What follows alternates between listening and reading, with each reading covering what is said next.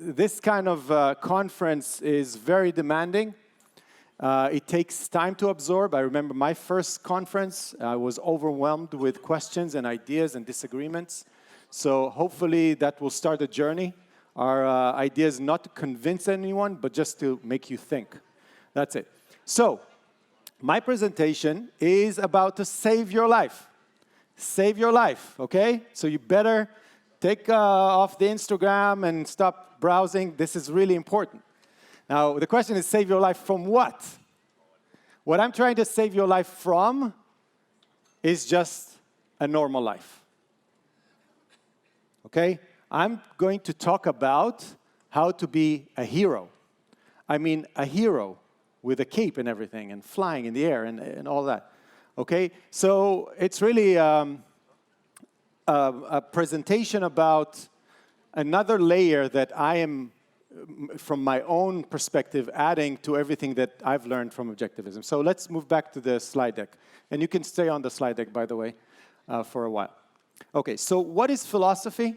The philosopher Harry Benzwanger, one of the leading objectivist philosophers, told me once, what is philosophy? It's basically, where are we? Metaphysics. How do we know it? Epistemology. So what? Morality, ethics. That's it. And you can add, what do we do in a social context, politics, and what is art, is aesthetics. So to those three main philosophical questions, I want to add the question, now what? What do I do? So we got philosophers here explaining free will and how do I make decisions and using reason and all of that. But what does it mean to me? I'm just a person somewhere living my life. What does it mean? And what I can tell you that the journey I went through from reading Atlas Shrugged to where I am today is amazing for me. It completely reshaped my life. I was pretty well off before. I was not poor or anything. But my life is now a 10, not a 7 or a 6. And unfortunately, most of the people around you, if you look in the street, just look around, what will you give them as far as how are they living? I would give it a very low score. So most people around you are not good role models for how to live. Your heroes are a good role model. If you like tennis, it's Roger Federer. If you like business, it's Jeff Bezos or Steve Jobs.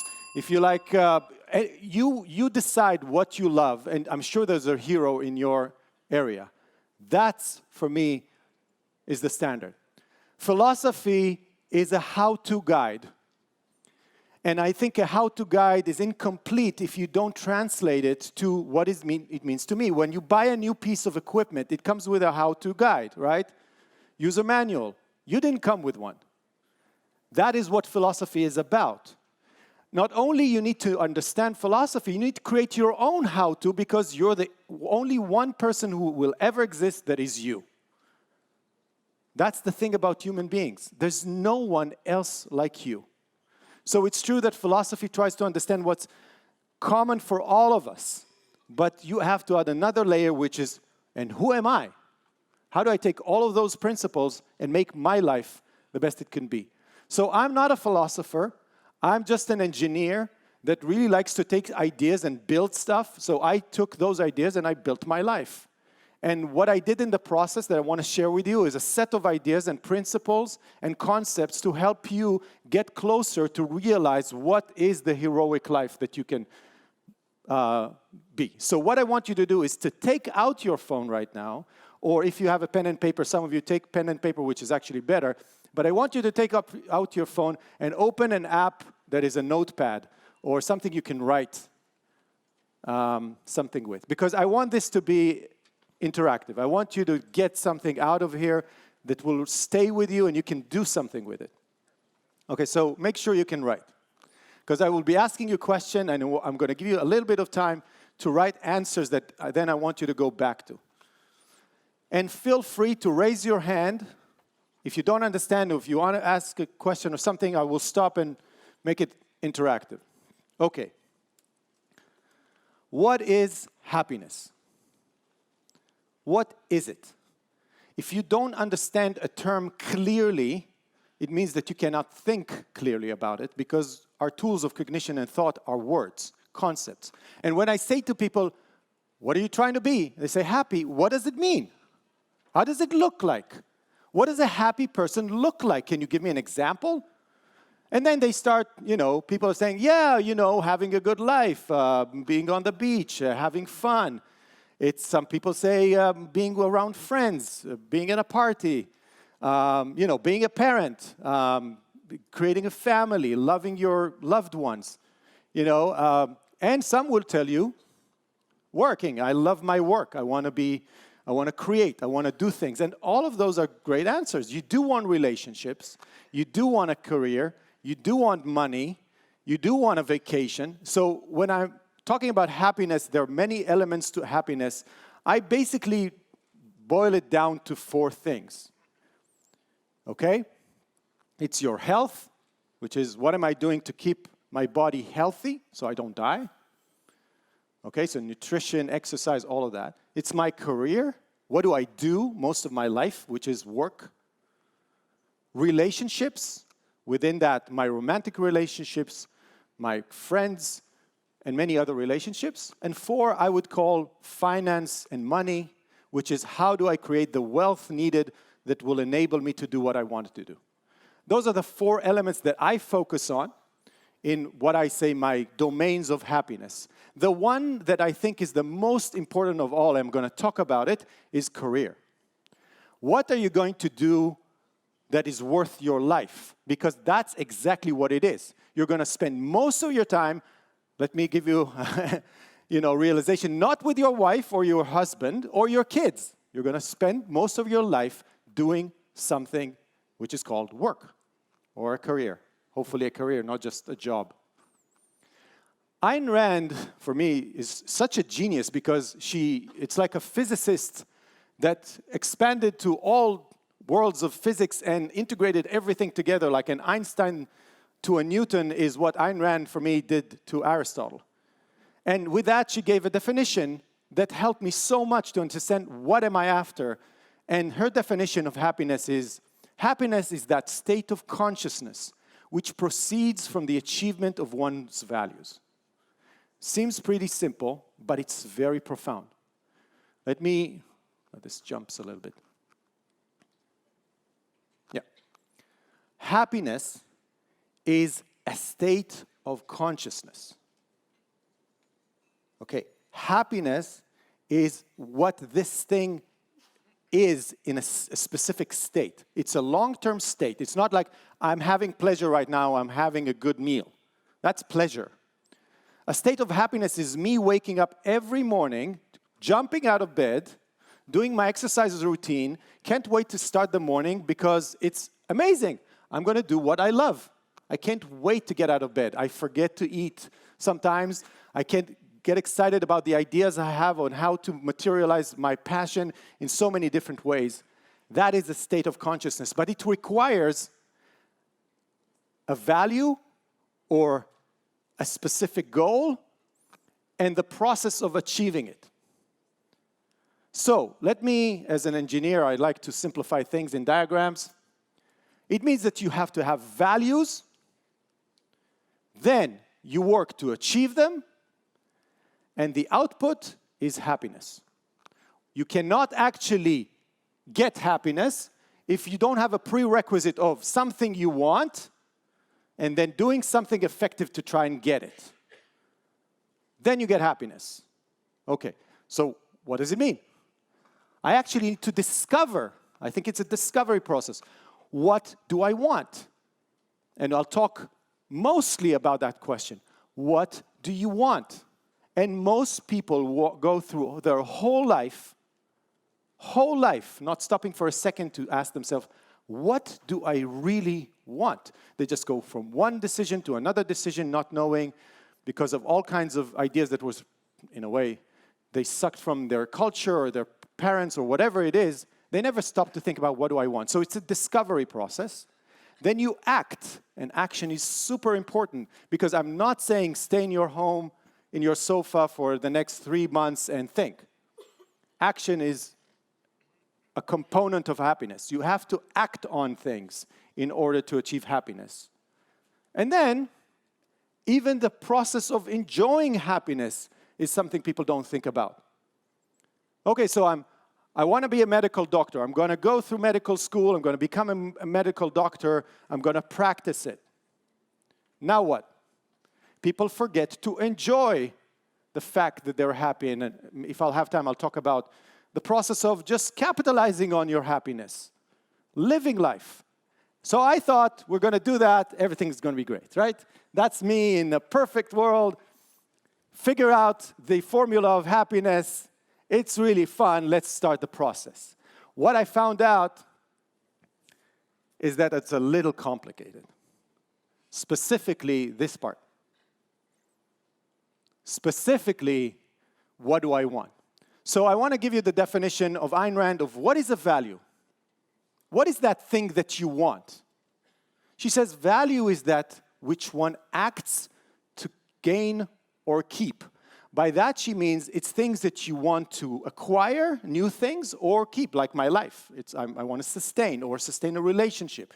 So it's things I want to stay as they are or new things. That's the category of values. So anything that falls into that definition is a value.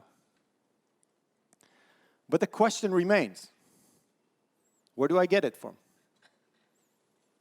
What do I want? And especially if you're in your early 20s, I heard a lot, people here are 20, 21, 22. How would you know what to want? So they told me when I started writing a book, they always told me, show, don't tell. And if you were in my last presentation, I told a lot about, okay, here's my 4-step process of happiness. You introspect a lot. You go out, you throw yourself to the world. You introspect a lot about, how was that? Did I like it? What did I like about it? I was here with a lot of people. I was here on my own. Which one do I like better? And I gave a recipe of introspect, do a lot, introspect a lot, start to find common denominators of what you love doing and write it down and slowly discover your process of who am I, what do I love doing, and then to the point where you write your mission statement. For every company there's a mission statement, but no one, I don't know why, is writing their own mission statement. What is Tal about? I can tell you exactly what I'm about. I actually have a mission statement. Every time I read it, I get goosebumps because that's exactly who I am. But I decided not to tell you. I decided to show you. So I'm going to use the weird case of Christopher Crawford. You don't know who he is. But for me, when I saw his video, it's like, this guy's happy. And you don't know him because he's not that famous, but he is a computer game designer and a dragon slayer. He gave a whole talk about how he's going to slay the dragon, and the dragon is his dream. The dragon is his passion. And he talks about how in his early years, he didn't know where the dragon was. He heard some rustles in the jungle, in the forest. It's like he knew there's something big there, but he didn't know what it is. And then he gave a whole talk as Don Quixote of trying to figure out where the dragon is, what it is, and then go chase after it.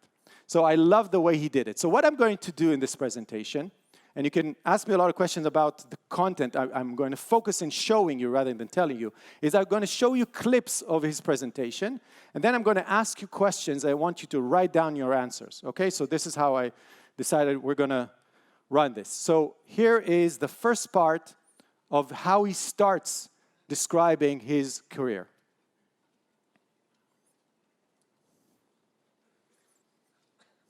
It's 1993 that he gives the talk. 1975, when I first encountered the concept of a computer game. That was a new concept to me. For me, the computer had always been a tool for scientific calculation. Now, the notion of using it to play, well, that was a fascinating and utterly unconventional concept to me. And so I decided to begin to acquaint myself with this technology. I had no dream as yet. For me, the dragon still slept. In 1976, I got my first computer game running, a strategy war game on a hex grid. And at the same time, I decided that I was going to get a microcomputer. I wanted to own my own machine. I wanted to understand this technology. And so I set to work teaching myself everything I could about TTL and power supplies, LM309K voltage regulators and 7476JK flip-flops, and the difference between a tantalum and an electrolytic capacitor, and which end of the soldering iron gets hot. And you know, within 1 month, I had got that thing hooked up and running. I had learned a code in 6502 machine code, and I had written a game and gotten it working in 1K of RAM. A little strategy war game on a hex grid. Okay. That's how he describes finding something that interested him. Okay? And that's where it starts.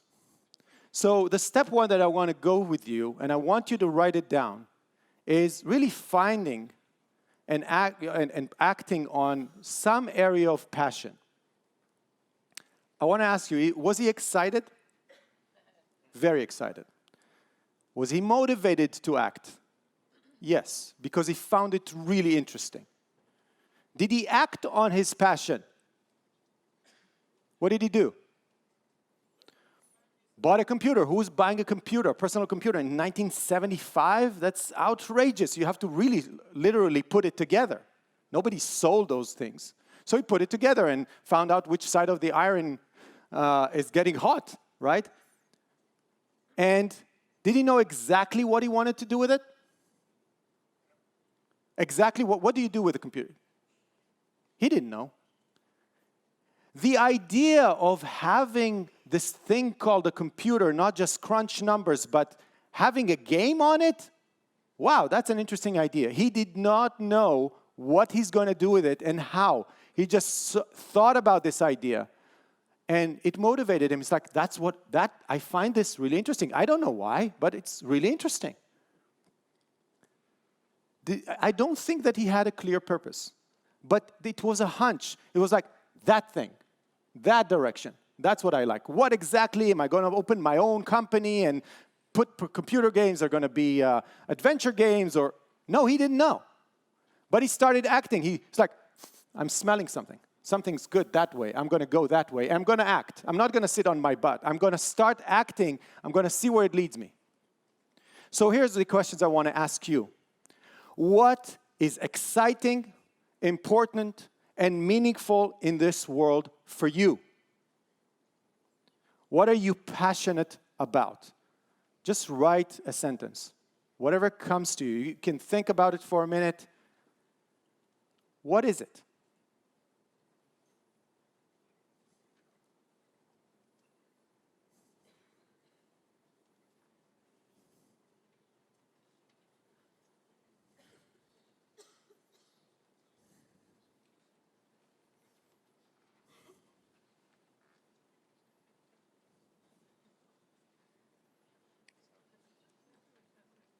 Now, I'm giving you a very hard challenge because I'm asking you to answer a question that in most cases, unless you're adult and you have a lot of experience, that I'm not sure you can answer. But I think what you're going to say about this means a lot. It's the starting point. Okay, now I want you to write, why are you passionate about this?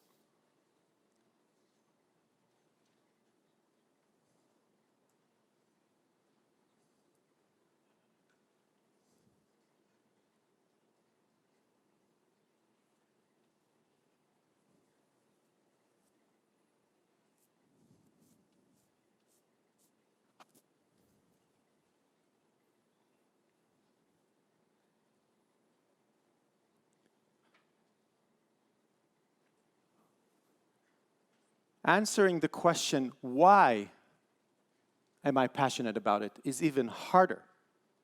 It requires self-understanding at a level of like, I don't just love the idea of computer games. I love it because it's a manifestation of art. That's the way he describes it. It's like, I realized that a computer game means that I now can create art with my own ideas. It's a form of art that is interactive. I can put it on a computer disk and I can sell it 1 million times. That's a new form of art. And that's what I love. He loves art. He loves stories. This is why the whole thing is Don Quixote theme presentation. So not only he knew that that is the direction he wanted to go, but even the reason why he wants it was clear to him. So those two questions, what are you passionate about? Why, are two questions you need to ask yourself over and over and over again if you want to go towards happiness. Can you be specific at this point in time? And what I'm claiming is you don't have to. You can say, I don't know, it has to do with communication. It has to do with discovery of some sort. It has to do with ideas, or it has to do with machinery. It has to do with computer science. It has to do with medical. You don't have to be very specific, especially when you're starting a career. You don't have to, because you will never, there's never an end goal. Happiness is a process of pursuing something. The Jefferson formulation, a pursuit of happiness. It's always something. And whenever you get there, by the way, oh, I wanted that 10 years ago, but now I want this. And it's always a process, because you always learn what else is possible from your own perspective, and you just discover the world. And the third question I would ask you is, can you do something tomorrow that will take you a step closer to that direction? And that is where most people get stuck. For some reason, a lot of people answer the question, this is what I love. This is why I love it. But they never form an action plan. Now, I don't think you need to have a full action plan. Just, how can I get closer? Buying a computer will get me closer. What do I do with it? Don't know. I'll know tomorrow. Okay? So, only one step forward. That's all you need at this point. So if you ask yourself that question, and say, what is the next thing I can do? Just one thing. Is it moving to another city, getting closer to this guy who really knows a lot, learn this area, learn about, read that book, whatever it is, that's the only thing you should be focusing on. Okay. So the takeaways, and I won't talk about it much, but if you heard my last year's presentation, it was about one thing, which is introspect. Go out there, do things, come back home, ask yourself, how was it? And then write it on paper with full sentences. Don't stop yourself. Like, it was good because I love this person and I didn't like that one and that was a good experience and you fill up like 5 pages, you go to sleep, you wake up the next morning with a different mindset, you read it and say, what's in there? Why did I love it? And you'll get so much information about what's going on here. The thing about understanding what's going on here is that you cannot really hold in your mind the complexity of what's really going on here. We call it the crow epistemology. You cannot hold so many things in your mind, but the paper can. So you have a stream of consciousness on paper and let it go as much as you can, and then come back and analyze it. And what's in there is your mind. Are your thoughts. Now you can analyze it. Like, oh, this is not rational. I should get away from that. I'll give you an example. Like, I decided to start a new company, and the first thing that I felt right after deciding is a lot of anxiety. Like, ugh. What did I do? I just resigned from my job, gave up on a big salary to go and work with my brother-in-law, and what did I do? And I put it all on paper. And I asked myself, why do I feel that anxiety? And anxiety, by the way, one of the things I learned is to name feelings. Anxiety is that feeling that says something is out there to hurt you or to harm you, and you don't know what it is. It's very different than fear. Fear is very immediate. That's a barking dog. I need to start running away. Anxiety is so destructive because you have no idea what's attacking you. This is why it gets most people into depression. And instead of dealing with with the anxiety, they take pills. The real way to work with anxiety is to figure out what it is that you are afraid of. And the way I did it, I resolved it, it's like, I'm actually anxious because I think that my kids will starve and will have to move to a smaller house, and I'm going to be a bad dad because I'm now going to travel like crazy. That's why I'm anxious. And then I answered myself the next day, but we saved for a year and a half, right? We have a year and a half of salary set aside so we can do exactly this, right? And by the way, you're going to be a much better dad because you're so passionate about this thing. So it's better to be a weekend dad, but so passionate, than to be this guy who has to drag himself to work on a Monday. The anxiety slowly went away. Slowly, by the way. You cannot do, a flick of a finger, it goes away. It's like a muscle. You have to get rid of it slowly. But this is what introspection gives you. The ability to figure things out. And you should care about your passion. Take it seriously. It's the most precious thing you have. It's your key to happiness. It's the key. It's what you love, no matter what it is. If you like to sing an opera, okay, it's sacred. It's what you love. That's it. That's your life. This is the key to where you want to go. So treat it in a precious way. Your passion could be just a direction or a generic interest, but you should still pursue and get clearer over time. I always hear, but I don't know what I want. Yes, you do. Just give me broad strokes of what you want to do, and then start figuring it out. It's a spiral. There's no excuse of not acting on your passion. And please don't compromise. You are not trading your passion with anything. The only other alternative is that bleak life that I want to warn you against. There's no safety there. Don't sell your soul for money, for comfort, for acceptance. Don't. It's bad for you. It's bad for your soul. It's bad for a soul of a hero. So if you have it, protect it. Don't let anyone tell you it's not important. Don't let anyone tell you you can't figure it out or do it. Okay, J.K. Rowling was mentioned, I think, in one of the questions. Everybody in J.K. Rowling's life told her, you cannot be a writer. And she didn't go to study literature. Her parents told her, don't dare be a writer. And she had to go to the bottom in order to figure out that that's all I have. So she was poor, almost homeless, to the point where she said, okay, let's just go with my passion. So forget what is right, focus on what's right for you. I want to play you the second clip. In 1979, I joined Atari, did a game on the video computer system. Then I went to work on the Atari 800 because this was the premier graphics and sound machine of the industry. The 800 was so far ahead of everything else, it was the machine to learn on. And I knew nothing about graphics and sound. So I hurled myself into the machine, absorbing everything I could, learning all about graphics and sound. Some of you may find it ironic to learn that for a time there I was known as the graphics wizard of Atari. You're joking because Atari had no graphics so whatsoever. All through this period, from 1975 to 1981, for 6 years, I was apprenticing myself to this technology. I was turning it over and over in my hands. I was getting the feel of it in my fingertips. And for 6 years, I had no dream at all. All I did was learn. And by 1981, I felt that I understood the technology. I felt that I knew what this medium was about, but I had no dream.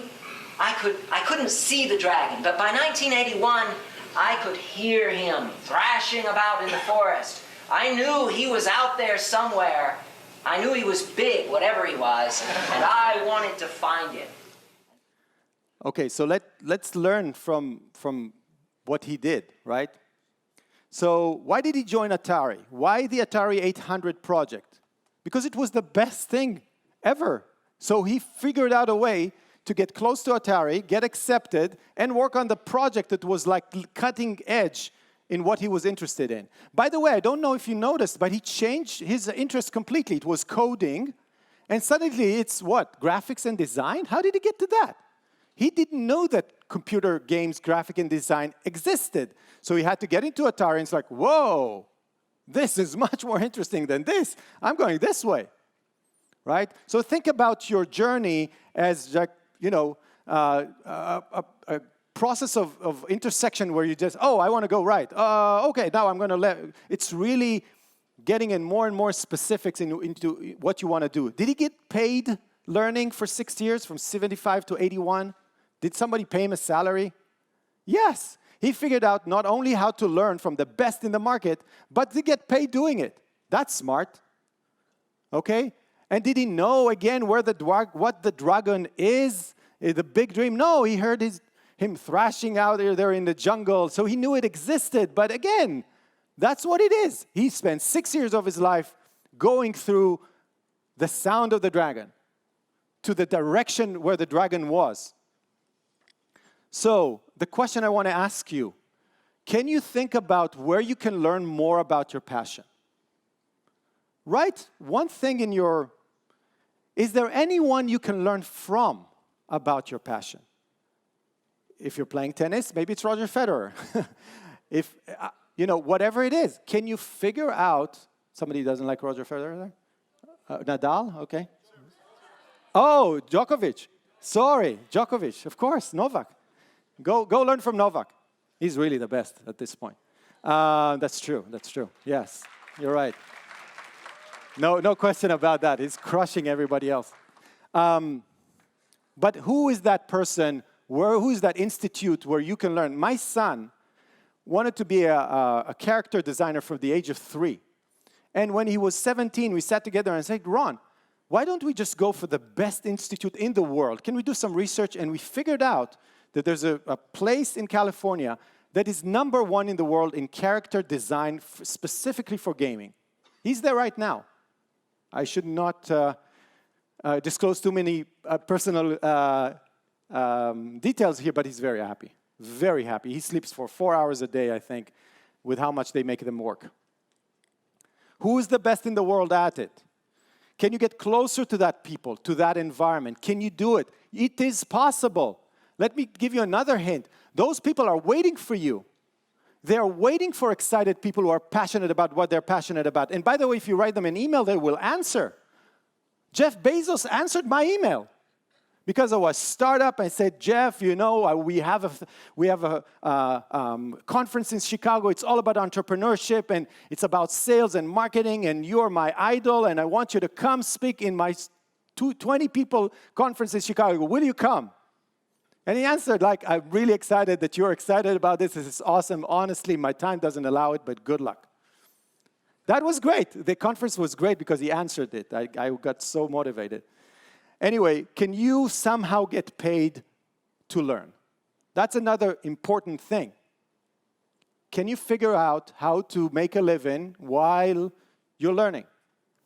So the takeaways. Strive to be the best you can. Your idols have been there, have been where you are right now. Don't forget it. Surround yourself with the right people and the best environment. Forget about the politics of your country. Please, go move to wherever you need to move in order to live a better life. That's the most important political question I would ask myself, unless you're really excited about politics and you want to be a politician. But most of us don't. Get paid somehow. And if it means you have to wait tables in order to go pay for what you want to do that as well. That's another way to get paid.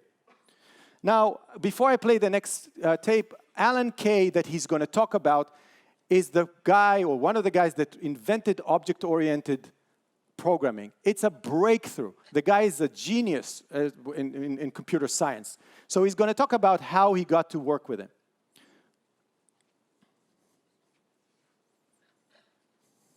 Then Alan Kay came into my life. Alan had been hired at Atari to form a corporate research group. And first thing he did when he got to Atari was he asked around to see if there were any angry young Turks who were possibly in danger of leaving the company. And every finger pointed. Okay, I'll take your job, Alan. So I went to work in corporate research. And then Alan very carefully set about planning his division and starting to interview and hire other people, but it was 3 months before he hired anyone else, which means that for 3 months, I had Alan Kay all to myself. This is the computer scientist's equivalent of being marooned on a desert island with Marilyn Monroe. Alan and I talked about all kinds of things, and I learned so much from him. Let me tell you this. Alan Kay is so much smarter than I am. I feel stupid when I'm talking to him. I mean, most other people, when they think, they go in little tiny steps. A, B, C, D, E, F, G. Alan doesn't work that way. He goes in big leaps. A, J, M, R, Q. And boy, if you want to keep up with Alan when he's talking, you got to run along behind him, filling in the blanks. B, C, D, E, F, G, H, I, J, K, L, M, N, O. And it's hard. You have to work to keep up with this guy. I used to walk out of meetings with him saying, Alan, I can't take it anymore. I got to go back to my office and stare at the wall for a while. Okay, yeah, that was fun. So, two things that I took from that clip, which is finding a mentor and having fun. So, do you think, why was he angry? Remember he said that Alan Kay went around and asking, who's the angriest guy who's about to leave the company and everybody? Why did he ask that? It's the same as asking who really cares. Who cares? Who's angry that we're not making enough progress? Who's about to leave because we're not good enough? Those are the people you want to be, because you will be selected to work with your Alan Kay, right? Did he take a risk? Yeah, he left his job and he moved to do research with this guy. So assuming risk. Was he curious? Always. It's his passion. And the reason why, again, you have to protect your passion is that the source of energy for all of this is the fact that you care about this. It's important to you. Was he willing to work hard? You bet he was willing to work hard. Again, for the same reason. And how valuable do you think his mentor was? Invaluable. Good mentors actually open up new pathways for you to think about that you never knew existed. Did he have fun? I'm sure he's thinking about that phase in his life as one of the happiest. And I always tell the story that when we created our software company, we were stuck in a sleazy hotel. I told that story. And really, when I think about when I'm going to be 85 or 90 and think about reflecting on my life, that was one of my best moments.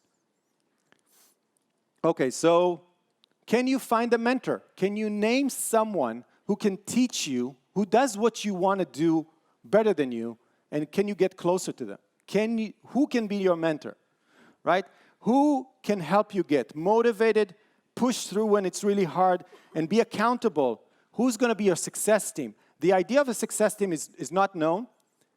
What I call a success team that actually took the concept from an author called Barbara Sher is that if you tell people, mainly your friends, actually I don't know why, but your family, that's a different story. They will tell you not to do things.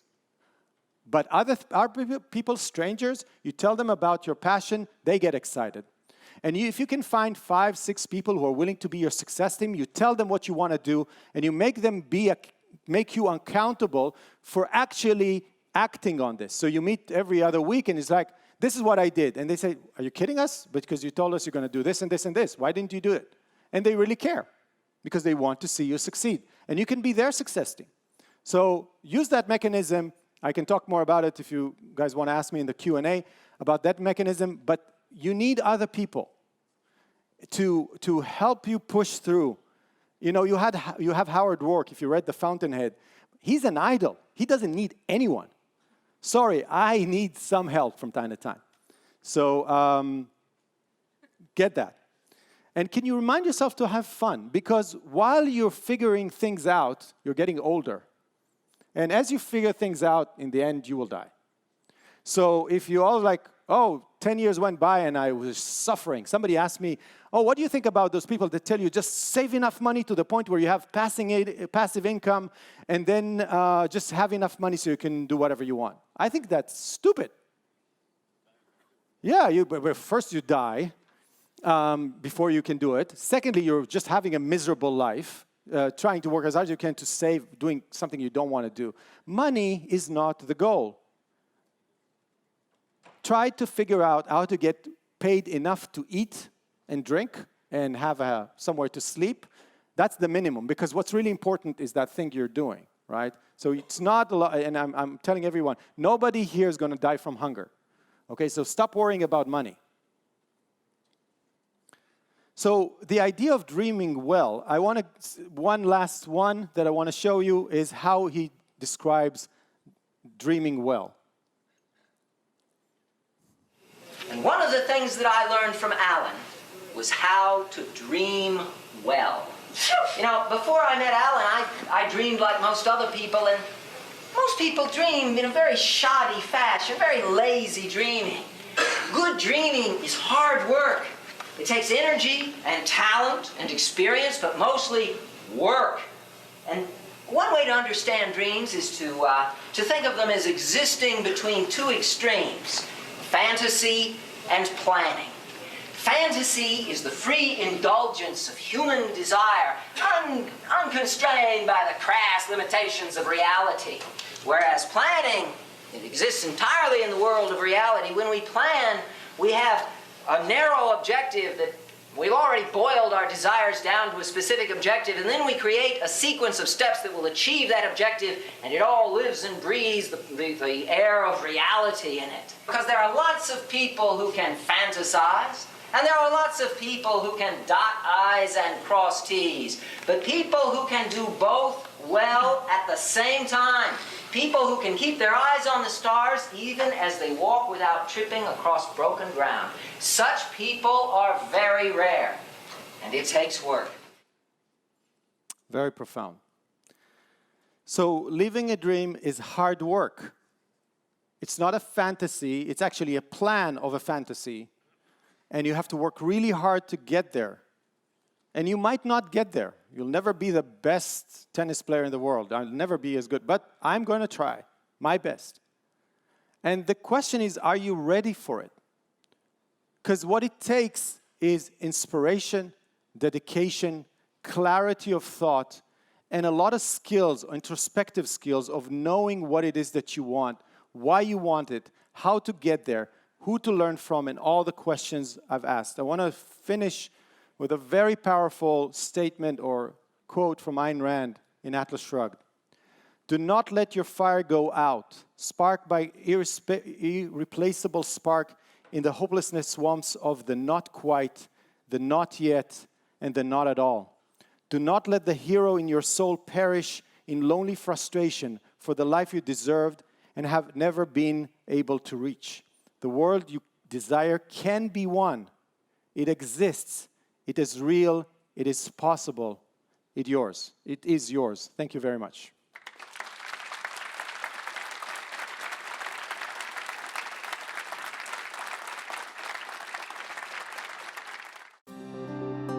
Thanks for watching. Be sure to subscribe and ring the bell to never miss a video.